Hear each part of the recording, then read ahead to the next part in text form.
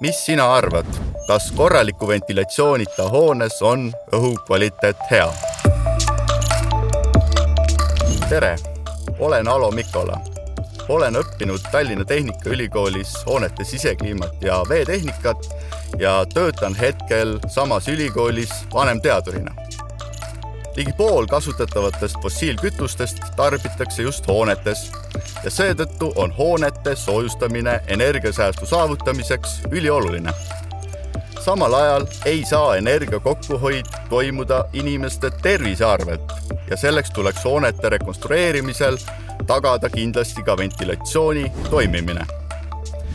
Teadusuuringud on näidanud, et kehv õhuvahetus vähendab nii inimeste tervelt elatud eluaastaid kui ka töötamise produktiivsust. Sageli arvatakse, et õhuvahetust on võimalik tagada ka läbi uste ja akende ebatiheduste või loomuliku ventilatsioonisüsteemi abil. Kaitsesin 2022. aastal doktoritöö, mis tegeles kortermajade ventilatsiooni toimivuse uurimisega. Saime teada, et kortermajade mõõdetud keskmine õhuvahetuse kordarv on vaid 0,24 korda tunnis. See tähendab, et saastunud õhu asendamiseks puhta välisõhuga läheb aega ligi 4 tundi.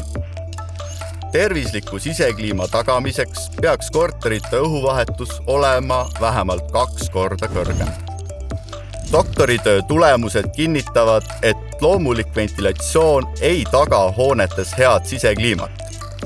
Nõuetele vastavat õhuvahetust on võimalik tagada vaid mehaaniliste soojustagastusega süsteemide abil. Soojuse tagastamine väljatõmbeõhult vähendab õhu soojendamiseks kuluvat energiat umbes 90% võrra. Milline ventilatsioon on sinu kodus ja kas oled kontrollinud selle seisukorda?